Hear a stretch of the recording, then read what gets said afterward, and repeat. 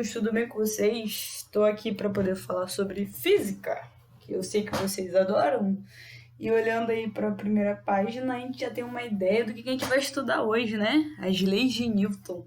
Só que antes da gente começar a falar especificamente de cada uma das leis, eu sempre gosto de contar uma historinha, pelo menos reza a lenda, né? Vocês podem ver aí, tem o Newton sentado debaixo de uma árvore com uma maçã que vai cair na cabeça dele. Vocês já ouviram essa história, né? De que Newton caiu uma maçã na cabeça dele e ele começou a desenvolver toda a teoria gravitacional e todas as coisas. Ninguém sabe se isso é verdade, reza a lenda que sim, reza a lenda que não, mas só para constar, Newton foi um grande cara da época dele. Para quem não sabe, ele foi um grande estudioso, ele descobriu várias coisas e inclusive ele passou por uma época parecida com a gente. A gente tá de quarentena hoje. O que você tá fazendo na sua quarentena? Você tá sendo produtivo? Tá ficando em casa sem fazer nada? Tá vendo Netflix? Newton passou também por uma época parecida que foi relacionada à peste negra, em que tava matando muita gente, então a galera tava um pouco afastada tava acontecendo quase com isolamento também, para não pegar a doença. E aí, isso é coisa boba, né? Eu na quarentena tô fazendo o quê? Vendo Netflix. Newton desenvolveu 4 teorias, ganhou um prêmio aí, um negócio assim que a gente faz todo dia, né? Eu não estou fazendo agora porque eu tô de preguiça mesmo. Vocês também, claro. A brincadeira à parte, Newton, a gente vai estudar as leis que ele formulou sobre a mecânica e a gente vai aprender um pouquinho sobre ele, beleza? Sobre o Sir Isaac Newton. Ele ganhou esse título de Sir da realeza. Então vamos lá. É o seguinte, pessoal, as 3 principais leis de Newton nesse caso é a inércia, é o princípio fundamental da dinâmica e é a ação e reação. Provavelmente vocês já ouviram falar de algum deles, certamente vocês já passaram por muito deles, mas vocês não tinham esse conhecimento tão profundo aí na parte da ciência e da parte teórica. Então vamos lá, vamos começar pela primeira, que é a lei da inércia. Sir Isaac Newton, ele escreveu o seguinte: todo corpo continua em seu estado de repouso ou de movimento uniforme, uma linha reta, um movimento retilíneo, a menos que ele seja forçado a mudar aquele estado por forças imprimidas sobre ele. Meu Deus, escreveu bonito que eu vou resumir agora em poucas palavras. Se o corpo está parado, ele continua parado. Se o corpo está em movimento, ele continua em movimento, a não ser que alguém se meta e faça alguma coisa, ok? Newton fala bonito, eu falo fácil para vocês poderem entender, ok? Então, olha só, quando ele fala o seguinte: todo o corpo continua em seu estado de repouso, a não ser que ele seja forçado a mudar aquele estado, ou no estado de movimento, a não ser que ele seja forçado a mudar aquele estado por uma força imprimida, ou seja, alguém que foi lá e fez alguma coisa para poder mudar aquele estágio. Então, por exemplo, você está lá no seu momento quarentena de meditação, e aí você vai ficar naquele movimento de meditação ali, a não ser que chegue, por exemplo, um professor de física querendo explicar várias coisas para vocês. E aí vocês vão mudar o estágio de vocês de paz interior para treta interior, pessoal. Então é o seguinte, vou dar um exemplo assim, mais útil, a não ser esse. Por exemplo, imagina o seguinte: vocês já repararam que quando vocês estão no carro, a gente está parado no carro, e lembra que a gente estudou nas últimas aulas a questão do repouso e movimento, né? A gente está parado no carro, o carro está parado no sinal, o carro está parado, você está parado junto com o carro, em relação ao carro, você também está parado. Então, a gente considera que você e o carro estão em repouso.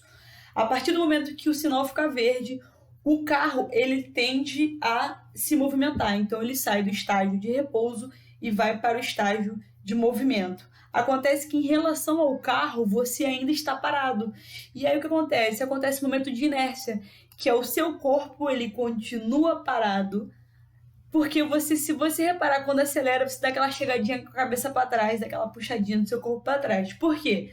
Porque o seu corpo estava em inércia, ou seja, ele estava em repouso, e quando o carro se movimentou, ele imprimiu uma força sobre você, e por isso que você chegou para trás. Então você estava no seu momento de repouso, e por uma força externa você saiu desse momento de repouso. É exatamente isso que a inércia fala. Eu vou dar outro exemplo aqui, é o seguinte, essa que coisa bonita. você em movimento junto com a sua bicicleta, e aí por algum motivo você não viu esse monte de pedra aqui embaixo, mas a sua bicicleta que estava em movimento e você que estava em movimento junto com a sua bicicleta, vocês bateram na pedra. Acontece que a bicicleta bateu na pedra, então a sua bicicleta ele vai sair do momento de inércia dele, que é de movimento, e por atuação da pedra que entrou no meio do caminho, ela vai ficar em repouso. Entretanto, você que estava em movimento vai continuar em movimento e vai ser projetado para frente. Por isso que a gente é lançado em outras direções. Por isso que é muito importante usar o cinto de segurança, tá, pessoal? Porque no carro, num momento assim de batida, a gente sabe que o carro ele vai parar porque ele vai colidir com algum determinado local, mas você que está dentro do carro em movimento junto com ele vai ser lançado. A partir do momento que você está usando o cinto de segurança também vai promover o repouso no seu caso. Ele vai te segurar ali para poder segurar a sua inércia. Tranquilo com relação a isso? Acho que a inércia é tranquilo para poder entender. E aí a gente vai para o princípio fundamental. Se a força resultante sobre um corpo for diferente de zero, haverá alteração no estado de um movimento de um corpo. É uma coisa interligada com a outra. O segundo princípio vai falar o seguinte: beleza, se eu estou lá no meu momento de inércia, estou parado ou eu estou em movimento, a minha força resultante vai gerar uma mudança. Então, olha só, repara o seguinte: o carro estava aqui parado e eu tenho uma mãe e um filho empurrando esse carro. Esse carro estava em repouso e a força resultante, ou seja, a soma da força da mãe e do filho que estão empurrando na mesma direção e no mesmo sentido, vai gerar uma alteração no estado do corpo. O carro que estava parado, ele vai entrar em movimento. E para isso existe uma fórmula. Que fórmula é essa? Força igual a massa, m de massa, vezes aceleração.